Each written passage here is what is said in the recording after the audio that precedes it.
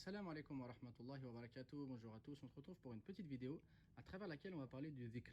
On va parler de l'invocation d'Allah, de l'évocation d'Allah, à travers un excellent livre de l'imam Ibn al-Qayyim qui s'appelle donc L'averse providentielle de paroles salutaires. Donc le titre est peut-être un peu technique, mais en fait, ce livre est d'une grande richesse spirituelle et va faire vivre nos cœurs. Donc, comme le corps a besoin de nourriture pour fonctionner, le cœur a également besoin de nourriture pour être vivant, pour être sain.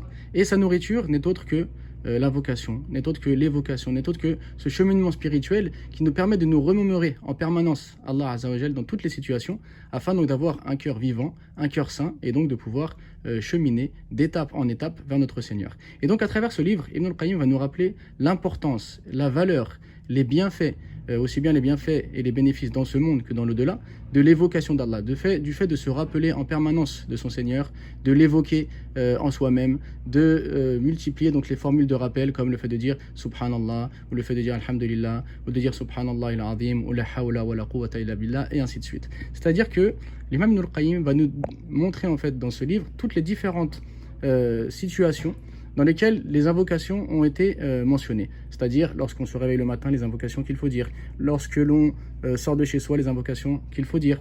Lorsque l'on se rend au marché, les invocations qu'il faut dire. C'est donc les invocations finalement du quotidien ou bien des différents événements qu'il peut y avoir dans notre vie, à savoir par exemple lorsqu'il y a un décès ou bien lorsque l'on part en voyage et ainsi de suite. Et il va surtout nous montrer le côté spirituel de ces invocations, de ces évocations, afin donc que nous soyons motivés pour cela, et qu'on se rende vraiment compte donc de la valeur et de la proximité que ça va nous apporter avec notre Seigneur. Ce lien permanent qui va faire de nous en fait de véritables adorateurs. Et le prophète disait, alayhi salam, que la différence entre celui qui invoque Allah et celui qui ne l'invoque pas, c'est comme entre le vivant et le mort. Et donc, pour avoir un cœur vivant et pour être vivant dans l'au-delà, donc auprès de son Seigneur, rien de mieux que le dhikr, rien de mieux que l'évocation d'Allah dans toutes les situations donc qui ont été mentionnées dans le Coran, dans la Sunna, mais également en permanence et dans son quotidien, à travers justement un livre qui va nous ressourcer et nous montrer la voie à suivre pour faire partie donc de ceux qui évoquent Allah abondamment.